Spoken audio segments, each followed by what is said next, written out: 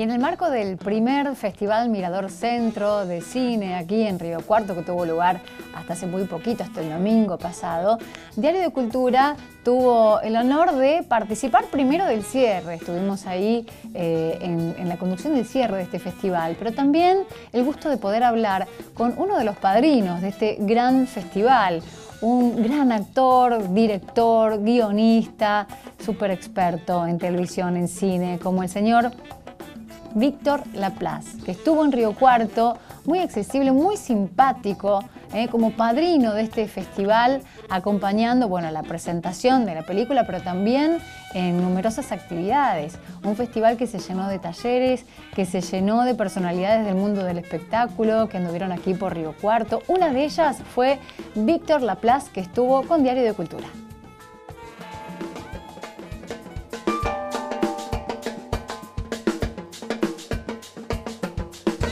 El entusiasmo, la voluntad, las ganas de seguir haciendo, eso me acompañaron desde chico. Yo me acuerdo que, ya que me traes allí, digamos, yo había formado un grupo de teatro a los 14 años en Tandil, se llama PTE, Pequeño Teatro Experimental, y estaba ahí haciéndolo.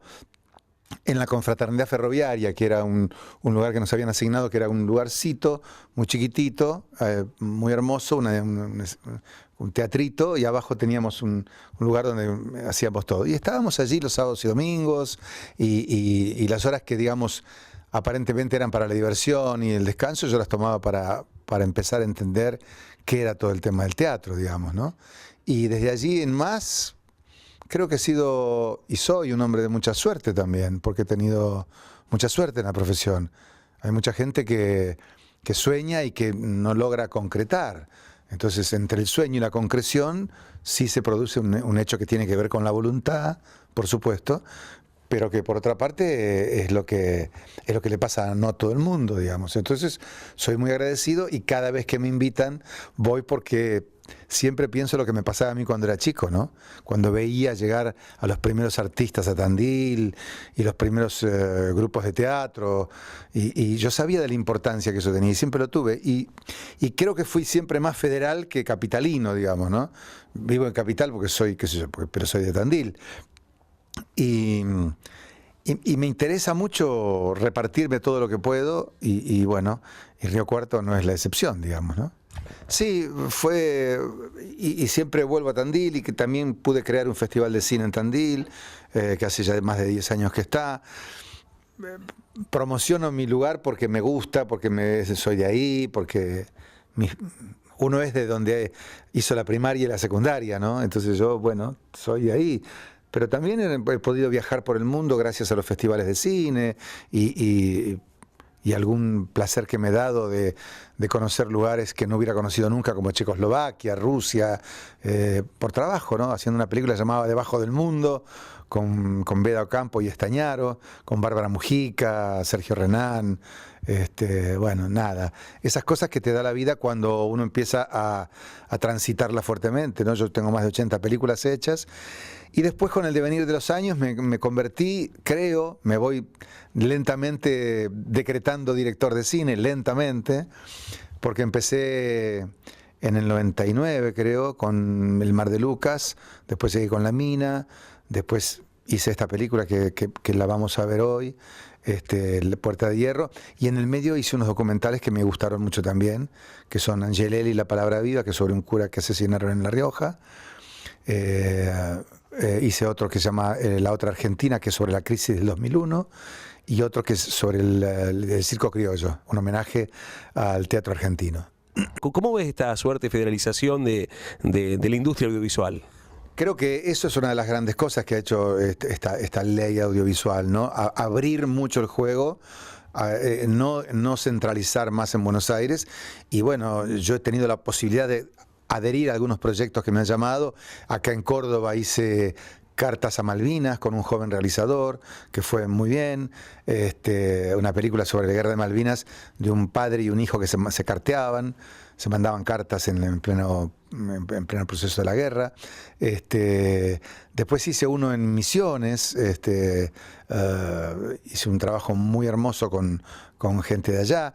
Es decir, Y me voy dando cuenta que en todos los lugares cunde mucho el ejemplo. Y me parece que el tema de los festivales genera en el público un interés diferente a la cosa cotidiana, ¿no? Es como que se aglutina todo de otra manera, la gente adhiere más. Me parece que, digamos, hay gente que no va al cine y va cuando hay un festival.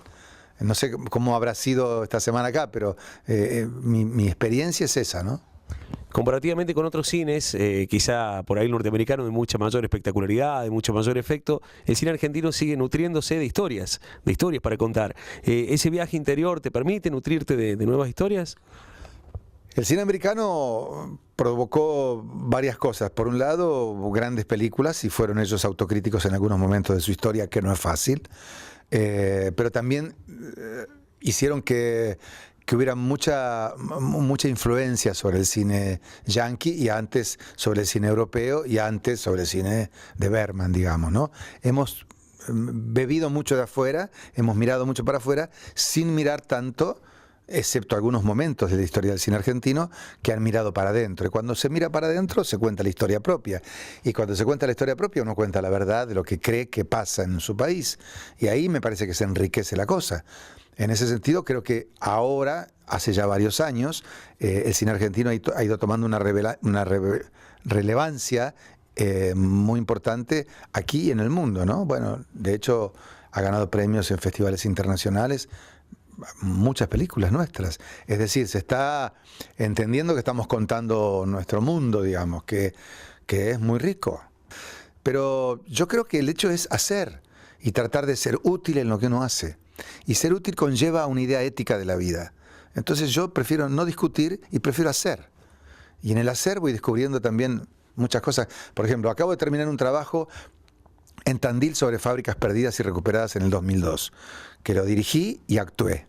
Me reservé el personaje del malo, de uno de los tantos hombres o empresarios que dejaron abandonada en el momento de la crisis y llevaron toda la plata y dejaron a la clase trabajadora ahí sola. Bueno, hice un trabajo sobre eso muy interesante, con actores de Buenos Aires, actores locales de Tandil y actores de las fábricas, mujeres, actrices y actores que no eran actores ni actrices, y yo los convertí en eso. Y fue, la verdad, un placer enorme. Lo estoy terminando. Hace 3 días León Gieco me grabó el tema de amor de la película, porque hay una historia entre una mujer y un hombre de las dos fábricas, que es una historia de amor, más el hecho documental en sí, más cierta cosa ficcional que yo le agregué, que a mí me gusta mucho eso. Me gusta mucho contar la historia con ciertas subjetividades de mi parte. Eso fue lo que hice con Puerta de Hierro.